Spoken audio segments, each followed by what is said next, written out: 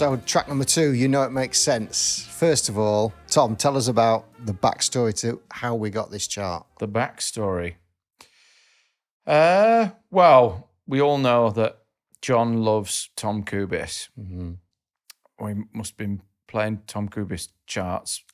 I think they sort of seem to me to be what stands out a lot about Doncaster. There's just so many of them that we played, and obviously John absolutely. Well, we all love him. Yeah. But he's one of John's, if not John's, favourite arranger. So I mean, I must have seen quite a lot about Tom Kubis on like social media, and he seemed to be quite accessible. Easy to get hold of and friendly, and obviously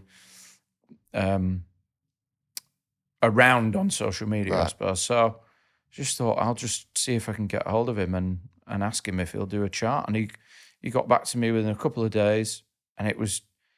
So you just emailed him? I'd spent quite a long time writing this email out. Yeah, I just emailed him and wrote quite a lengthy email, and I just got a really short one back, and it was like, what style, how long, what do you want in it? It was really matter of fact. And so I told him what we sort of went back and forth a little bit, told him what we wanted.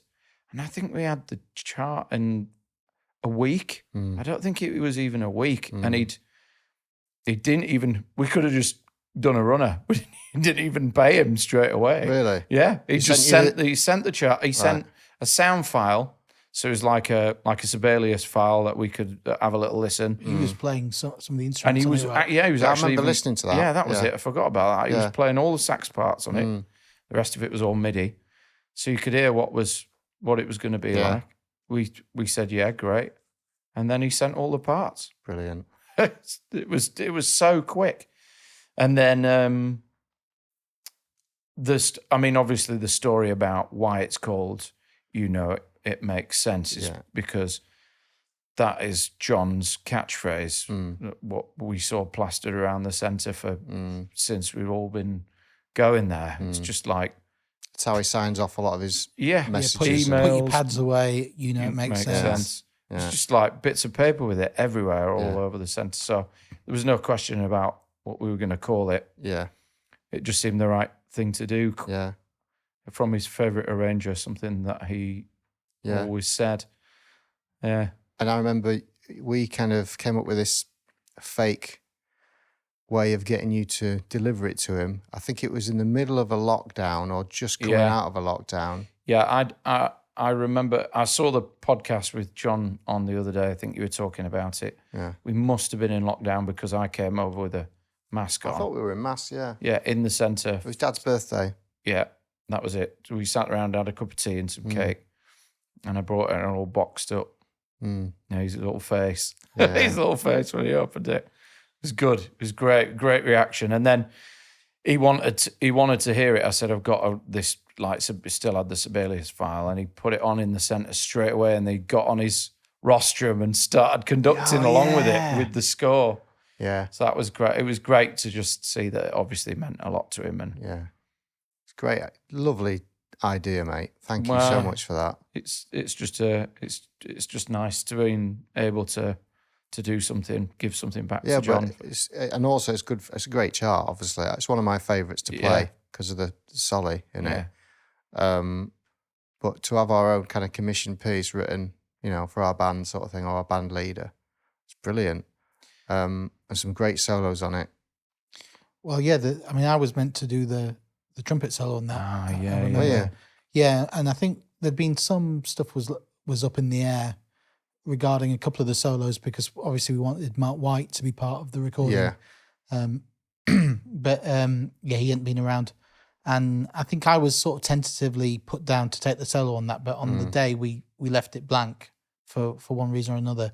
But I think it was probably to free up time so you could put it in a later stage or something. But I remember you and I chatting just as we were coming up to the mix day, and we were, you know, for any solos that we put in after the fact, we were just finishing up on that. And then there was that idea of, maybe Tom Ash, who lives out in Brazil, right? And had been, you know, I think it wouldn't be unfair to say he'd been one of Mr. Ellis's kind of favourite jazz trumpet players, at least to listen to, who'd come through the band. We live in this, especially after lockdown, it's so easy now, and the world almost feels smaller, that you can send pieces to people and they'll have their own remote set up and microphone. They can do things from home. It's a great idea.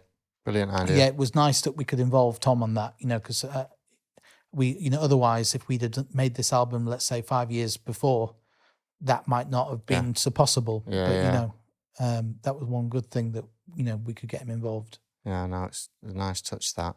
Who else takes a solo on that? Pete Chills on that one. He does a lovely valve trombone solo. Oh, yeah, he did it on valve. Yeah, and Andy Winter. It's Andy, yeah. Yeah, brilliant. So it kind of really is like the old guard guard. without doing them any sort of, Yeah. So nice having those guys still, Pete and Andy and I think Winston as well, and Stan have been on every of the CD albums. I've always come back and Mark, and obviously, Mark was he was poorly, wasn't he? He'd had a hernia operation, Mark. Yeah. So he actually turned up to the he came, didn't he? To the sessions to say hello, catch up with people, and catch a bit of the recording, but he couldn't play. Yeah, obviously, when you play trumpet, that's the last thing you need is a hernia. Such a shame. You don't want them exploding everywhere. No. But yeah, lovely tune, lovely kind of sentiment behind it. I think the band love playing it as well. Yeah, it is a belter, that. It's a great, and good that it's second one in, because it follows the introduction of Hello and Goodbye, and then it's like, it makes sense. Like I think anyone that's ever been in a Dijar band will know exactly what that means. Yeah, it's back to familiar sort of territory, isn't it? No, it's a great idea. Thanks for sorting that out, Tom. It's all right. Yeah, thank you very much. Right. It makes sense. Second track on the album, and it's entitled because it's something that Dad says all the time or writes down all the time. For those of you that are interested.